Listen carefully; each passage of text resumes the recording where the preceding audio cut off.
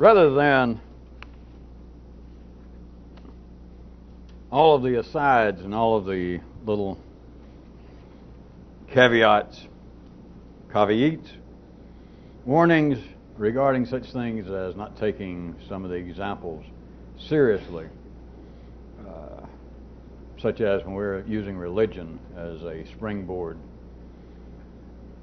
And for me to say, don't take it personally, or if I use the Pope and I stop and go through all this about that he's just a prime example and he's just one, etc. Rather than do all that, have any of you ever thought of this? That rather than ever mentioning such as that, whether it had to do with religion or politics or whatnot, rather than that, if we just allowed the Johnny-come-latelys, people that might be just getting exposed to this, if any of them did take it in some way personally, that you've got evidence, if not proof on the hoof, known as justice prevailing, that if people in some way stumbled across what we're up to, and there was no warning, and just examples used, popes, Whigs, Tories, Albanians, short people, tall people, Europeans, everybody. And rather than ever say anything such as, now I am just using this as an example because it is so prime. It is a sitting duck and is a part of your ordinary experience, and then we'll go from there because it is at first step at least metaphorical, and then it is at the big step symbolic. And we never said any of that, and anybody stumbled in and listened to a few of these, and suddenly I pulled out the Pope. Or I referred to something, and I used a rabbi. I used Islam. And I never said a word. And somebody had listened to some of this and went, well, And they assumed, they just accepted that it was either an attack or a defense regarding something in the city, something in their ordinary experience. Would that not be justice? Why do you people hold me down? Why am I forced to say, no, wait a minute, I'm just using the idea of Catholicism or of Buddhism or of the Republican Party or of the marketplace, stockbrokers, attorneys. Now I'm just using this metaphorically. Why do you make me do that? Have you ever thought about it? Really? Haven't you? And you don't have to worry about other people. How about yourself? That if you listen and you thought, well, I like some of this, but by God, they have picked on the Pope for the last time. I've had it. And you left. What would we do? Me run out, or you run and say, wait a minute, sir, madam, as the case may be. Please, that was meant as a metaphor. Oh, I don't know. That was an intro. Continuing where we left off. If you recall, we were going to talk about, and it started related subjects such as the subversion of history, the care and feeding of tyrants, a history of manners, and what else? I don't remember, but here we go. Oh, I remember shamatized current events. That was one everybody liked. The illusion of current events. More or less where we stopped last time, we were referring to, again, what would appear to be current events and the need for variety for the secondary world of man's intellect and its offsprings and its external manifestations to grow. There has to be variety. There has to be variety here, and there has to be variety at a cruder level in what appears to be the external political, social milieus of groups of people, of states, of cities. And we were pointing out that in these repressive regimes, such as in your lifetime within the last 10 months, as they broke down, it was quite easy to see and brought back to your attention if you ever pick up Newsweek. Now, of course, don't let your husband or wife know about it. They shouldn't be hanging around bars like that anyway. If Mr. Luce were alive, he would say, hey, I didn't own Newsweek anyway, you meant Time. But back to the subject. In these kind of repressive regimes where there is no variety, and we're even pointing out of how people will go along for years and years, that is, life is satisfied at the lack of variety. But anytime you have a lack of variety, you have a lack of growth. That area will not be in any way in the forefront of civilization. unless you consider that blandness is some march forward, unless you want to pick out and say, well, at least the East Germans, at least the Czechs for a while, were specializing in ennui. That they were the avant-garde of beige. Are we back up to speed? Having to do with, since we had used those examples, but let me warn you, now I use those examples such as these. Never mind that crap. Any of you that take any reference to East Germany personally, meet me later. Nothing like a good fight. That's how you know that you're been introduced to a German. Never mind. Don't need Germans. Especially they don't write me, but I don't know any Germans that can spell. All right. See, now look, when I say things like that, I mean that never mind. All right, where we were in those kind of repressive regimes is a great example I wanted to bring up, having to do with a little sidestep, a little expansion. Is anytime you have a restrictive ruler, is the way it appears to be out here normally. And what they're doing, which more or less will always fit this criteria, but what they're doing is not in line with the general perception of civilized secondary behavior for the rest of the planet. When that happens throughout history, about the first thing that comes out of the other camps, the civilized camps, those that consider this repressive tyrant, this regent or this leader to be out of step, what is the first label that will fall upon him and stick with him? Is they will call the man mad, as insane, not angry. Mad!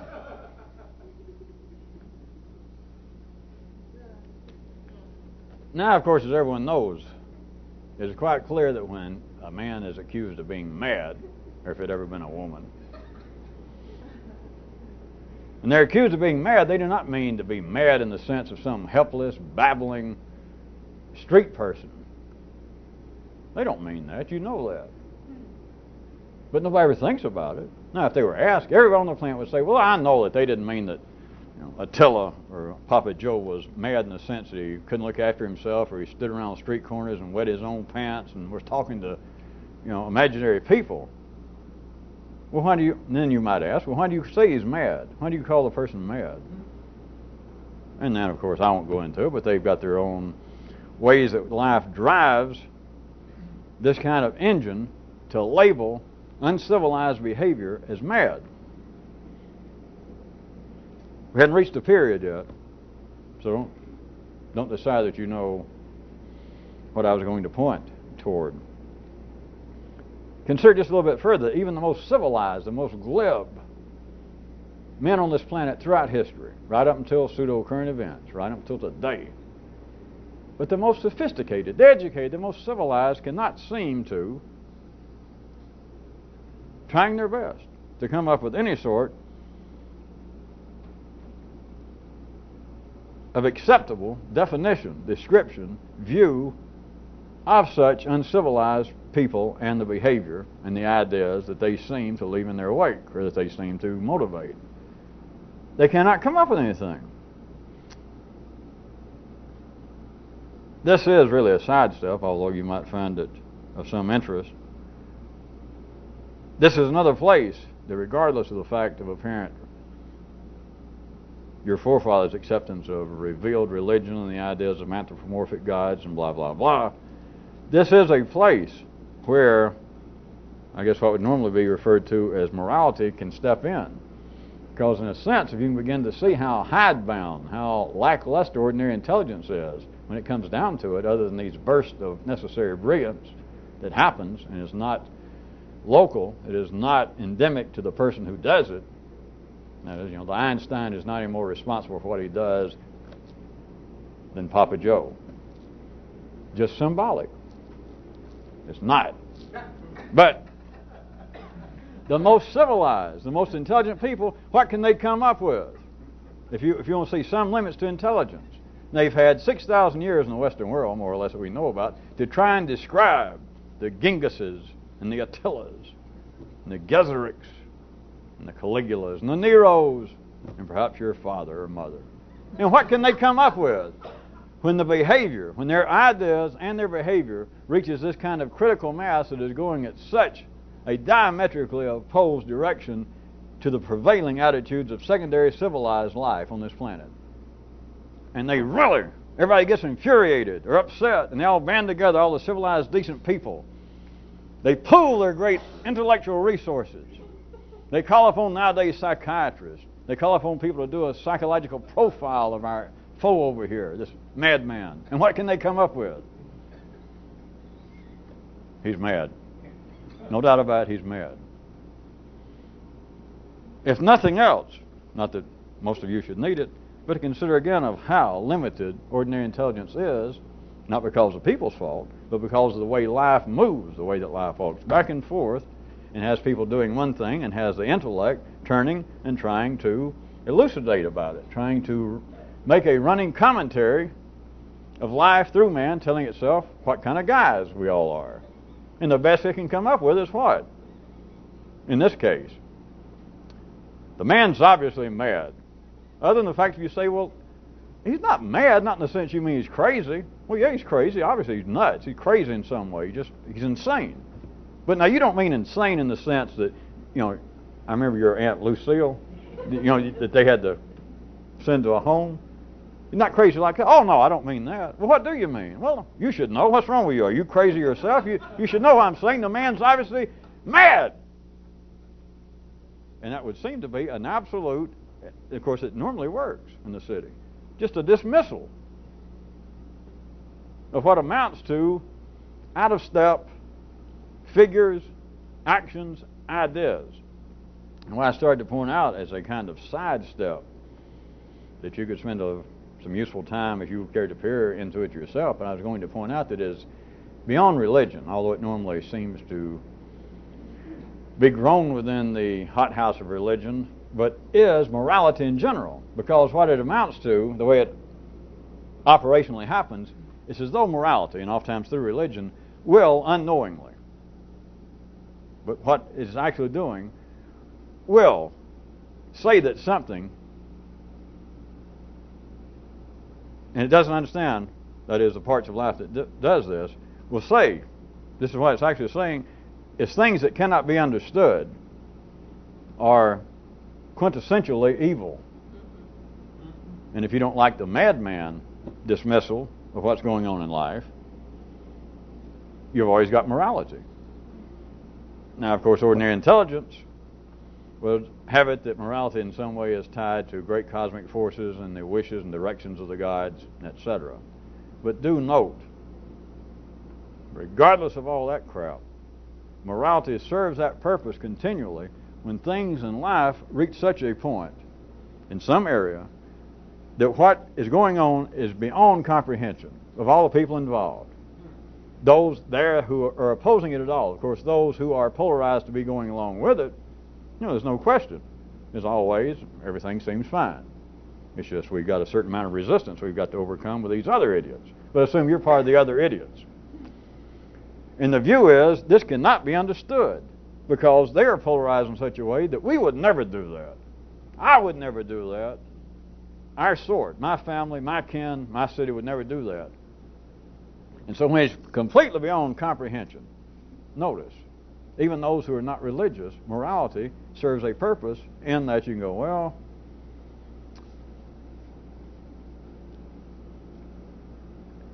it's verging on actual per se evil. And all it's saying is, intellectually, this cannot be conceived of. And so if you cannot abide, if you cannot accept the definition and dismissal of what's going on as some form of madness or the person being mad, then morality can say, well, what he or she represents is evil. Can you see that such a dismissal, for one thing, also is getting very close? When I say a dismissal, it is almost an abrupt dismissal of what's going on. And may I point out as we're going along, if you hadn't already there, we're not talking about it's got nothing to do with individuals, of Attilas and Neros. That's not even the point. I'm talking about a certain flow of energy, but I'm just using that as a springboard. But it is an abrupt dismissal. It is a certain splendid example of being able to turn the processes of life, in the case of it apparently being a figure, by calling somebody a madman. You have, almost without peer, almost without any comparison available, you have turned the person into a thing specific. Much better than if you said, what a great guy. Not just him, but anybody. Or just say, there is my uncle. There is a splendid man. There is a true intellectual. There is something about, as always, that some of you should already be smelling yourself into what appears to be the negative polarities of life, of being able, the great currency and demand for bad news. But of being able to say something negative, to take the processes of life and to bring them to some sort of apparent temporary conclusion, or a strong comma, it's not a semicolon, and point to somebody and say something negative, that the energy directed to them is negative. Seems much more satisfying to people, no matter what they might say if questioned about, well, I hate to speak ill, but I mean, that's just the way the guy is. But I was suggesting to get down to the level of saying the man is mad. You have just about, may I suggest, you have almost the epitome, as the Germans would say. It wasn't the Germans, it was. You have almost the epitome of a thing specific. Because once you have said, under most conditions, and assuming that you are not part of the small minority that could be also classified as mad, if you're part of the middle of the bell curve, the bourgeoisie, the hoi polloi in some area, and you and others point to some figure, let's keep it at a person right now for a second, and said, he is mad. What else are you going to say after that? What needs to be said? You can almost wash your hands intellectually and walk away. Like, well, there's nothing else to think about. That was the same sort of thing that your forefathers would have done on the basis of evil. The man is just evil. Nowadays, it's not all that different, but nowadays, I was suggesting the most civilized, secondary, sophisticated people, it would be closer to a finality, to that kind of energy along that line, to declare the man mad. It's even better with most people in most areas of the world now than evil. Evil, you might be able to get whoever plays priest in movies to come exorcise him, throw him on a Schwinn bike or something.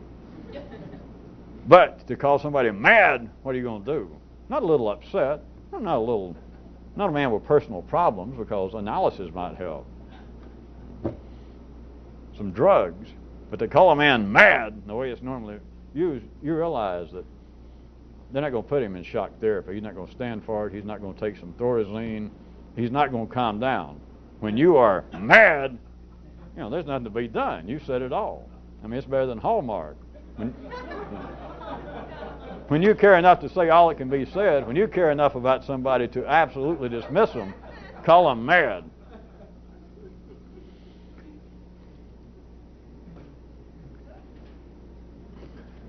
This is still not to the point, by the way. Don't consider a little bit further. Life allows this to happen. Periodically, life allows, like a little head, a person to pop up here and there, and to apparently question this kind of labeling. Put in more contemporary terms, to seem to question this use of psychiatric diagnoses on people. Very specific. Every now and then there's one fairly famous, or he was, I think, in the city, that even somebody in the field of psychiatry will raise a serious point. They will take objection, they'll take exception to society and the powers that be using, in what they would call a spurious manner, this kind of labeling, this kind of psychiatric diagnoses, for what they will finally, don't lose yourself here, they will accuse the powers that be, society, for doing such things as calling a apparent foe, some disruptive figure, calling him mad. That even people in the profession now and then will pop up and say, we shouldn't do that. But they have to do this. Life requires this, that simultaneously they have got to defuse this attack, if not make it stillborn, by simultaneously giving a reason,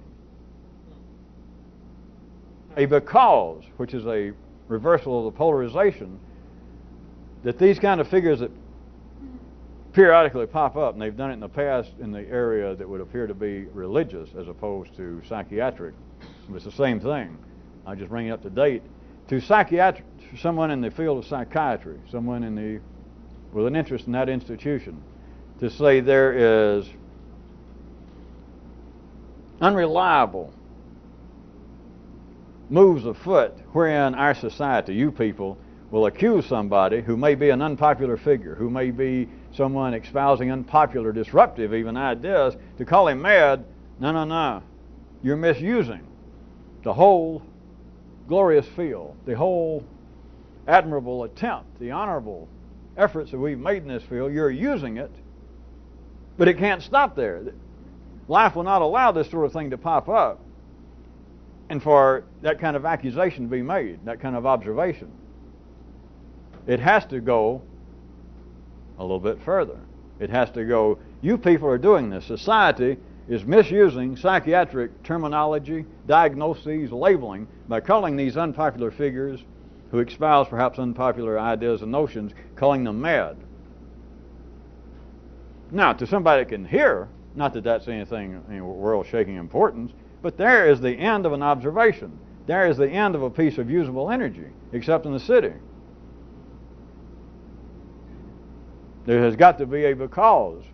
You have got to be able to diffuse that. Life will insist it be diffused because, and this is the way it's normally gone in your lifetime, if you ever notice, if someone makes such an observation, then they have got to say, you are misusing psychiatric labeling, diagnoses, and calling these people mad because they are unpopular and there is a political intent behind you doing that.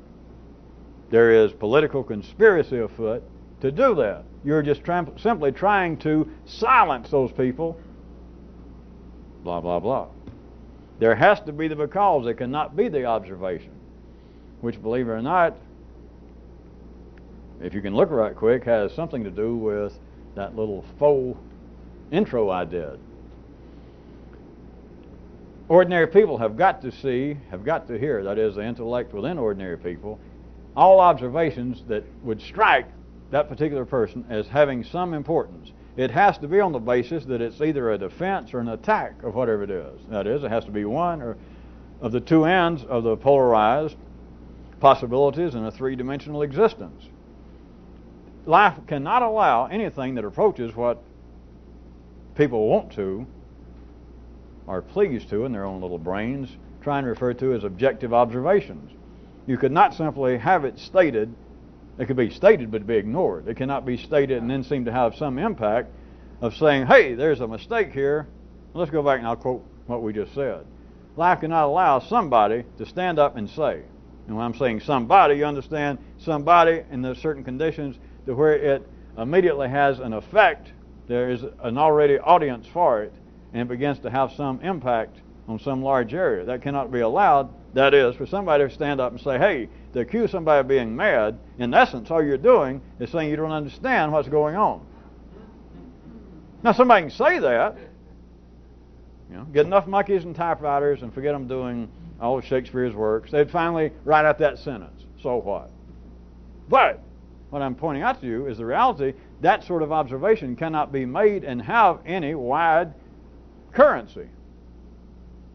If it's going to have any validity, if it's going to have any life at all, it has to be on the basis that the observation be made and be immediately, just simultaneously, diffused. And the way to diffuse any observation that could be disruptive is to say why this is so. To give it a because. That's all you got to do. Because, all becauses are reversals of polarization of what was originally the observation. And to think, I know how many of you try and make our Friday meetings, thank God it's Friday. Now, stuff that crap. If you can't take it just because the moon's full and you're full. All right, let's take it down to the level that most people like. This seems to be personal, where you might, if you're ordinary, you could whine or cry or your throat kind of clutch up. How about this? Life will allow we have a nice on the news. Let's take it to TV. That'll make it seem more real, won't it, than ordinary life? They're interviewing this nice white-haired woman with her hair back in a bun, if not a roll, about the dastardly deeds of her nefarious offspring. And she gives a little bit about all the trouble he's been in and how she's had to raise him, that her husband's gone away, and all the efforts, and her druggy son not only taking drugs and started dealing in drugs, and it got to the point people were coming in and shooting up her apartment, her house. And just the life he led, she finally had to tell her own son, her only son, she had to tell the kid, her dear Roger, or whatever the hell his name was, she had to tell him, you're just going to have to leave. Because what you're doing, the way in which you're living, is being in drugs like that is breaking your mother's heart. Now that'll fly anywhere in the world. But what won't fly is if they were interviewing her, or the police came by, and she said, well, he's been on drugs and he's been dealing with it, and I just told him to get the hell out because that's annoying.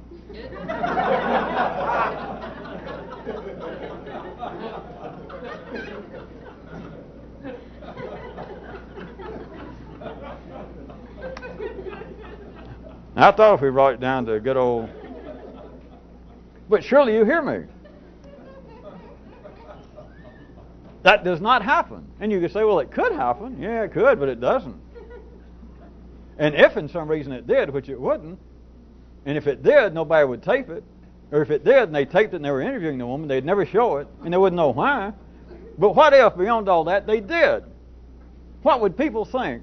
This nice white-haired woman, and let's say they gave it a proper intro, that we're about to interview Miss So-and-so, and it was her son, her 17-year-old son, that you people have heard about this afternoon, that shot 3 people over the grammar school playground and then held hostages, and now they've taken him in, and we found out here's his poor widowed mother, and we're going to interview her.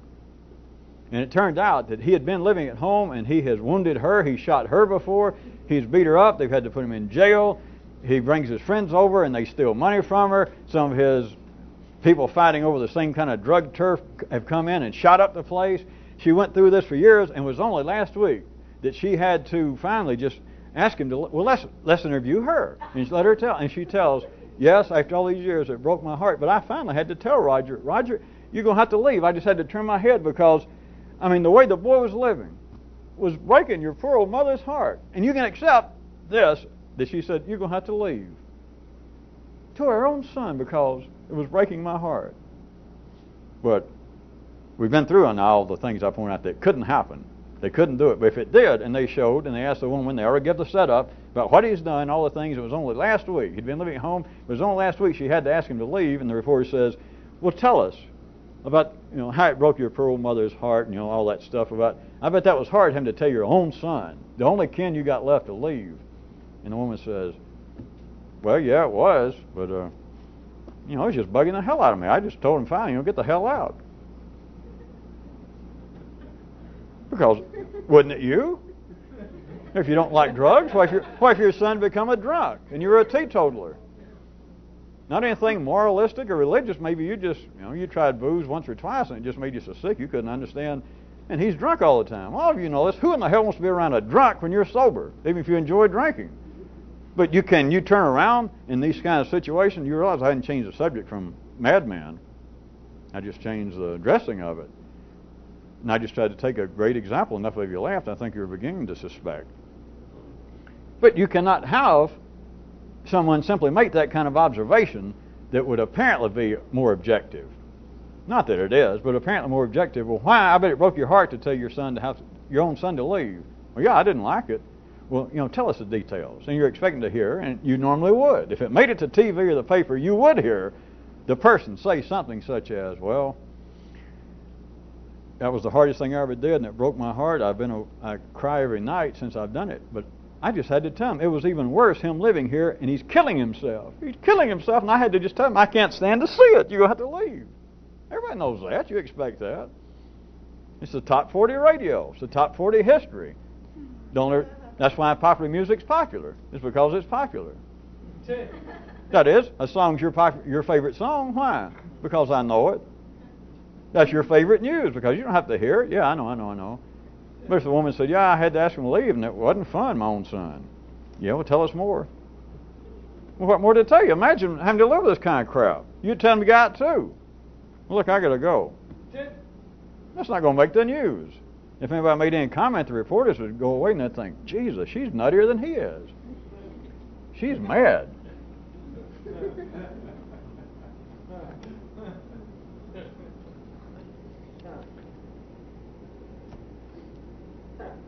Can you get a glimpse of the fact that all 3D answers, all 3D, I'm using answers now, I'll start off specifically like, what's wrong with this person over here? Well, he's mad. Why did you have to tell your son to leave? How could you do that? What's the answer to you being able to do such a ordinarily unthinkable act for a mother to do?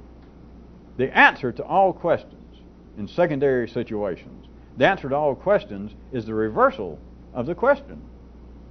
The solution to all problems in all secondary problems is the reversal of the problem. And it always comes out, if it has to be verbalized, which normally it does, it's going to be on the basis somewhere of a because. How could you ask your son, tell your son to leave your own home? Because the way he was killing himself was finally killing me. Why do you call this guy over here mad? Why do you call these ideas madness? Because they're just not right. Of course, behind that is what I was inferring. If ordinary system could tell, what do they call it in the city? Oh, the truth. The system would say, because they're evil. Because he, she, the ideas are evil.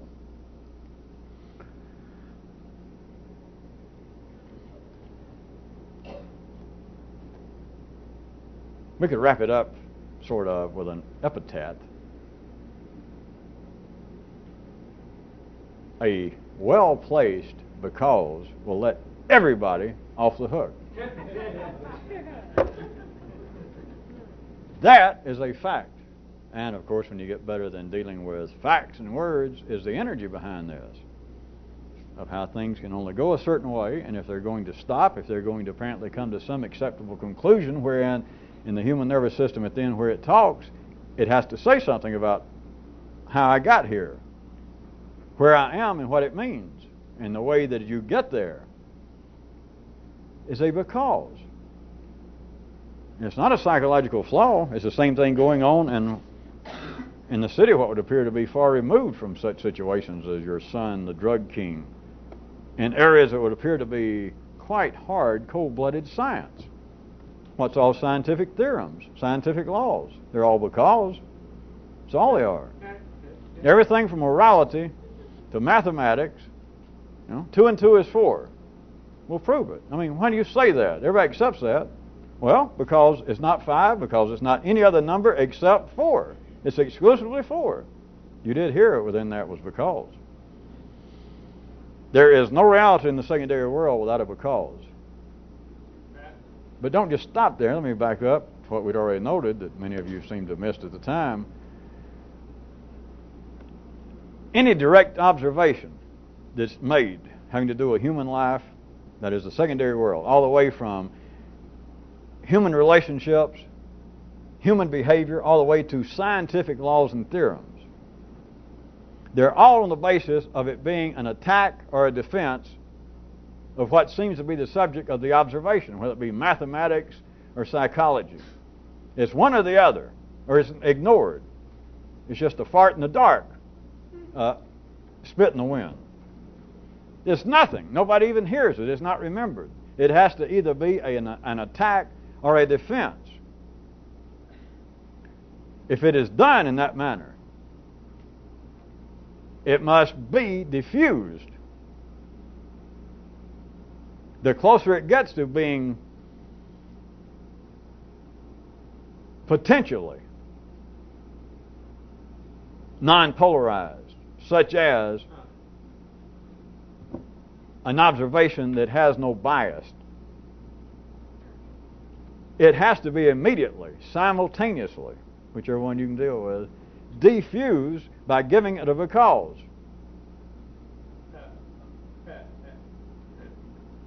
I understand you threw your own son out of your house. A 17-year-old child, your only son. Yes. But yes ain't going to cut it. Yes is not acceptable. You got to say yes, because he was so heavily into drugs, so heavily into some kind of self-destruction that he was breaking his poor old mother's heart, etc. I understand that you call this man mad, or you call this group of people, these ideas, you call them insane. Yes.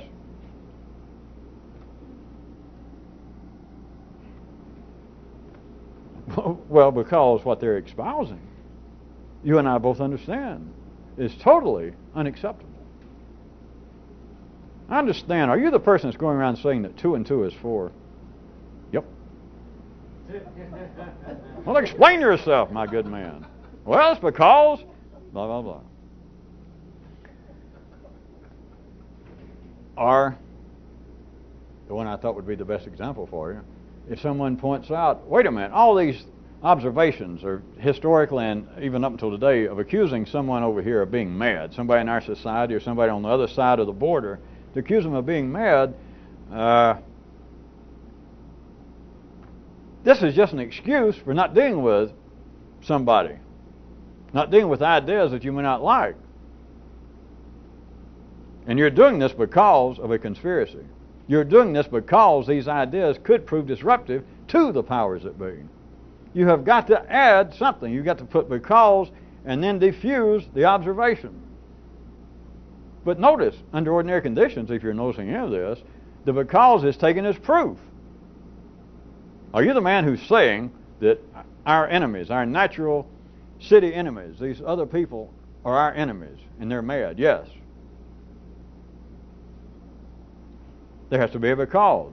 But that's taken as proof. You're the guy that's saying 2 and 2 is 4. You're the one that's insisting it's not 5 or 3. Yes. Because it's not. Well, what is taken for proof under ordinary conditions is a diffusing. Or else the intellect would be faced with that, if I may suggest, is too abrupt.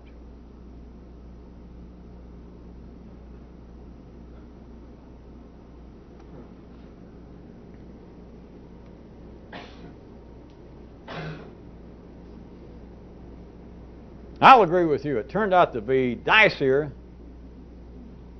than we all imagined when we started. But as some of you so aptly put it, so what? How about another paragraph? I don't care. All right. What do you make of this? Well, we had a new acronym, didn't we? WMOTT. WMOTT. What do you make of this? Troops. WMOTT.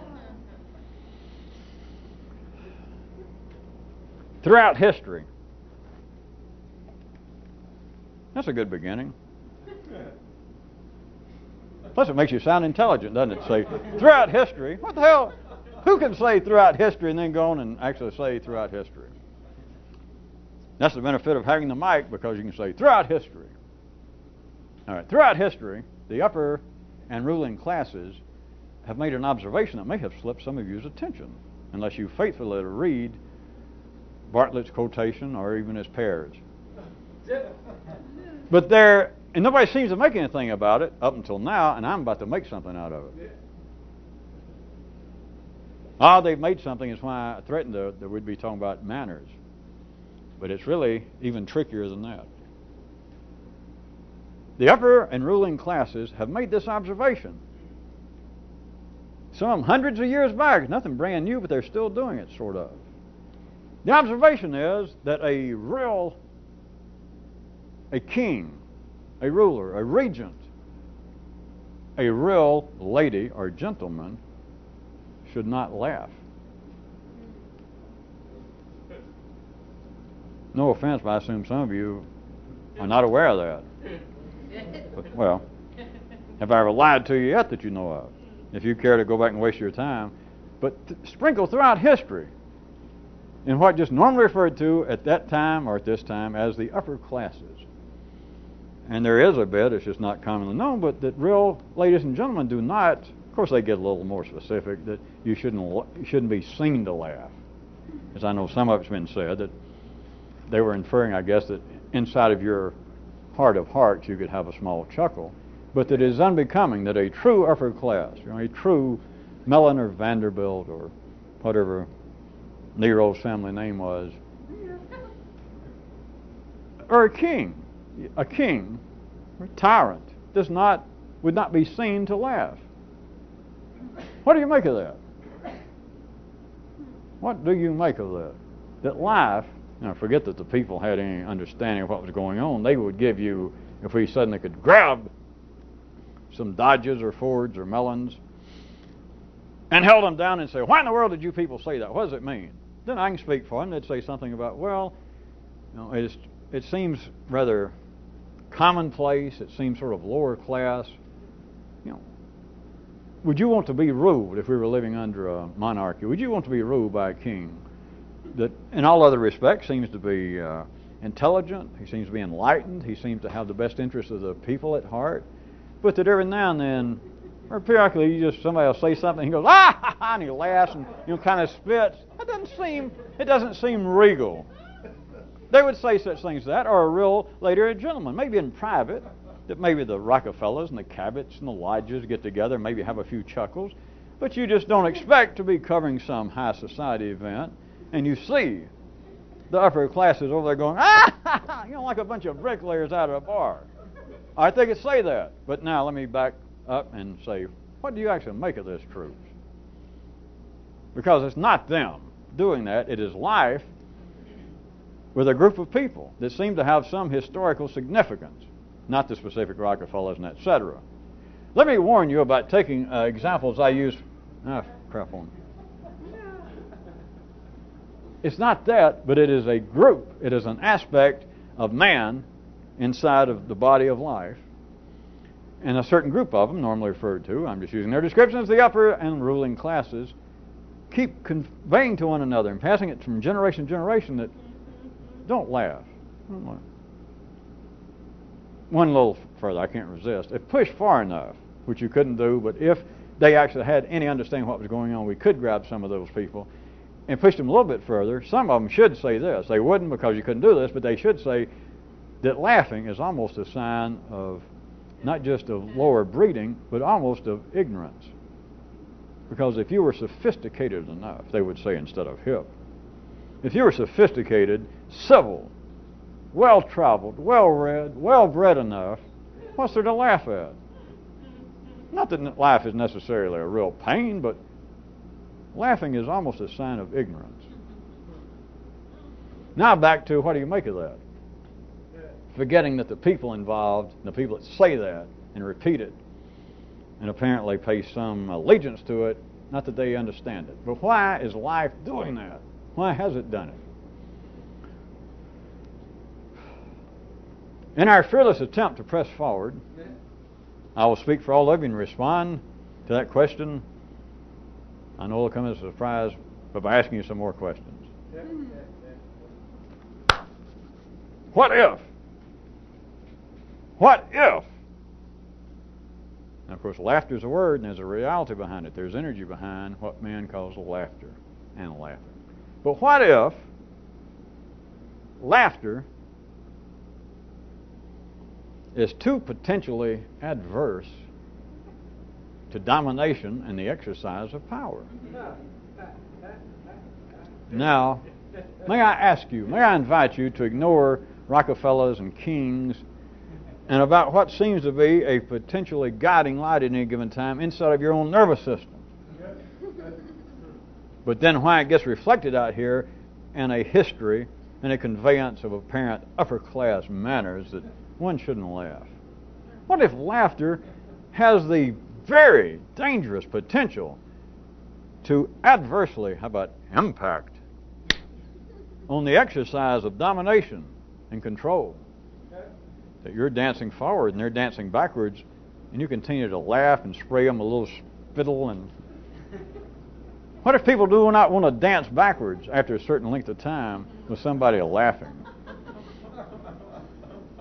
Another possibility, may I present as a rhetorical question, as in response to what do you make of that, troops, is how about this? What if the sound of laughter is far too close to the silence factor?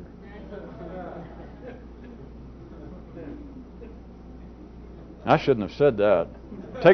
Get that off the tape.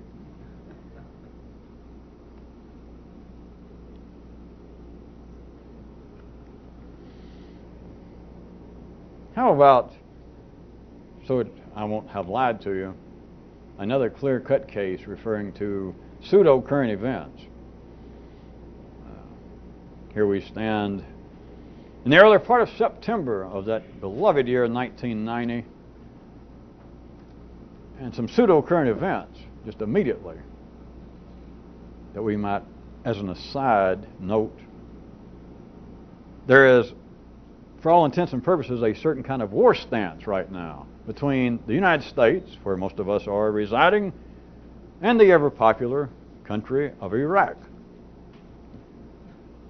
And according to the pseudo-current event information, such as, what they call it, the news, in the streets of Baghdad, you have all these people seriously screaming, marching, doing this, burning the U.S. flag. You might see this also as an example. One reason I bring it up is the degree of civilization, relatively speaking. They're doing that, and here in this country, one of the prime news events that I was exposed to recently on the news is here you have radio stations all over the country seem to be outdoing themselves, playing musical parodies and conveying jokes about Saddam Hussein. Think about it. They're crying and screaming and marching like Iran was doing a couple of years ago. And over here, people are making jokes about the Ayatollah, and now it's about Hussein. And all these song parodies, wherever it is, they're doing one of the Beach Boys, something I heard of, Help Me Rhonda, something about, no. There is something in that.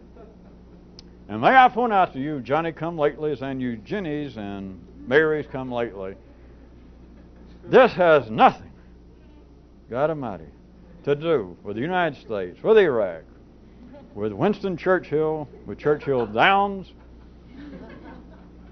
with ups and downs, with ups and salts, with Saddam Hussein, with Iraq, with Baghdad, with oil.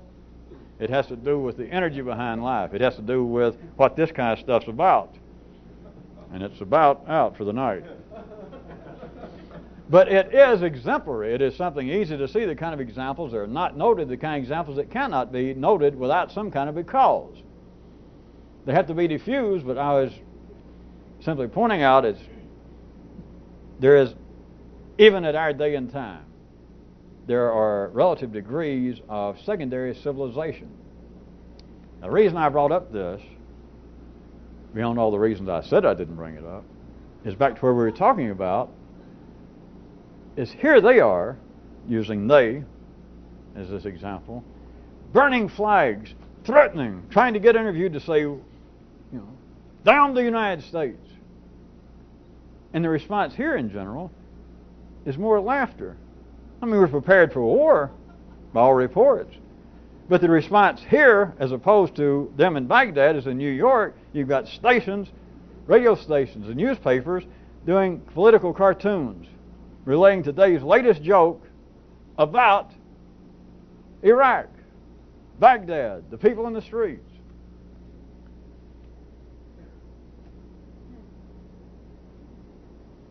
Let me ask you one more rhetorical question that might wrap some of this up to some of you.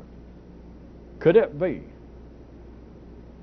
that laughter is the ultimate form of variety?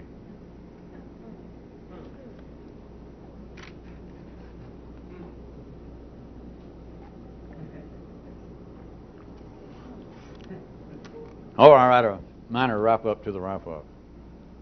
If you can get past the idea of Iraq being a country and the people out in the street being actual individual people, notice those kinds of areas where you normally think of as being a more tyrannical regime as opposed to a more liberal city, state in which we are presently living. The lack of variety is always, may I hint to you, that's not much of a hint. May I suggest that you consider that the lack of variety in any particular area seems to sometimes be tied to a certain kind of almost noticeable lack of, what shall we call it? Laughter.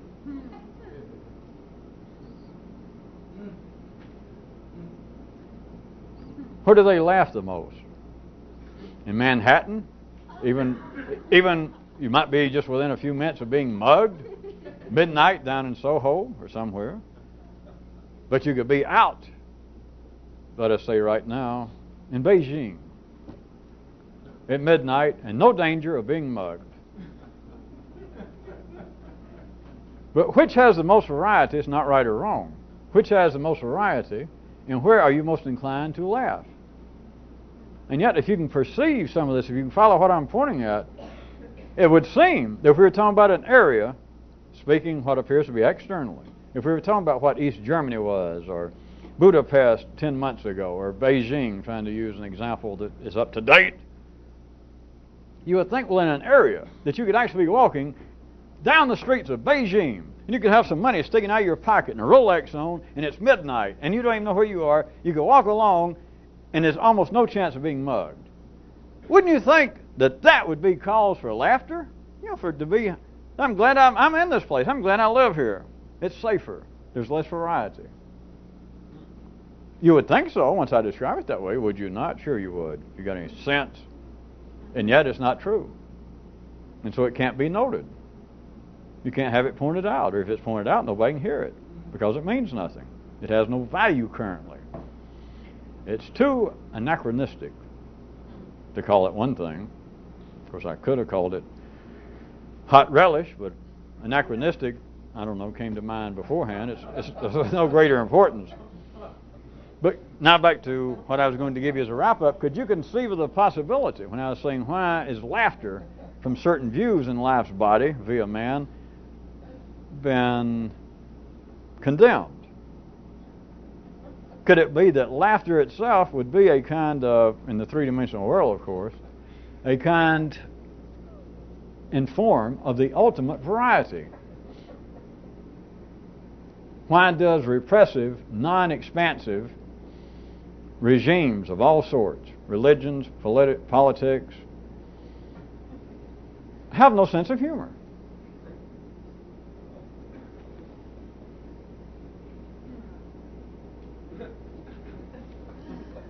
You might note that that's never been brought up as a serious political question, as far as I know, and I'm sure that that's far enough. Just even in colleges and university, in Paul's side, does anybody ever even point out a professor say, hey, I just thought, after 40 years in this field and extensive reading, making my head hurt to the point I had to buy glasses, it just struck me that throughout history, all of these repressive regimes, all of these tyrants, not a single one of them, as far as we know, ever had a sense of humor. Never said a first humorous thing. God, is that weird? Which is just as obvious as a wart on top of a wart. But nobody ever noticed it. And if they did, if somebody pointed that out, somebody that had worldwide facilities to say, have you ever noticed that all the world's great, well-known tyrants, as far as we know, had no sense of humor? And the whole world go, geez, that's right. Or that's my impression. And they'd wait, well, and for it to have any impact, if that was it, everybody just walk away and forget it. If it's going to have any impact, you'd have to say, that's because. And you'd have to say something. And I can make up something. It hadn't happened, so anything I make up is of no consequence. But you say, well, that's because to be a tyrant, you have got to instill fear in people. and you're giving them a possible relief to make some kind of joke, or if they decide, well, the guy does have a heart. I mean, sure, he's killed off most of my family and parts of his family, but did you hear that joke he made the other day? He even made a joke about how many people he's killed. He's got he's probably not as bad as we thought. That would be one possible because you can simply just point out that repressive regimes, ideas with no variety, the operations of an intellect, an individual intellect that has no variety, that is repressive, that is rigid, is non-growing, and it is not inclined to laugh. What if laughter is the ultimate form in the secondary world of variety, and therefore, under many, many conditions, must be repressed? Well, I hate to leave on a somber note. Well, I'm like you. There's always been something about an A flat that, but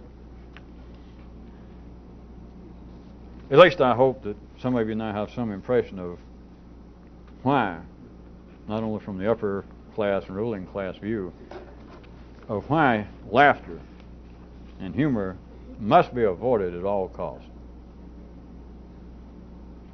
You cannot imagine, I'm sure, out in their spare time, in private, in their most private moments, you can imagine Moses or Walter Lippmann or Walter Cronkite or actually laughing. Or any of the Georges, the King Georges, of course. The only George is worth mentioning. Can you imagine them laughing? Well, other than, who was it, the second or third that used to converse with trees? But he was mad. That's it. So he doesn't count. If you see what I mean. So let sobriety, somberness be your watchword.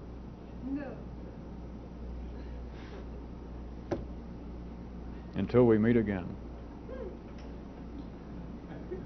Keep a stiff upper and lower lip. Do not laugh. If you're going to become insightful, if you're going to have some sort of extended transcendental experience, you must be serious. Because enough of you know you're on the right track. It's just steady as she goes, hold to the course. Do not let anything come in extrinsically from the peripheries and distract you from your seriousness. If you do, one final warning, you are subjecting yourself to the possibility of being called mad. And I would not want that to happen to any of you.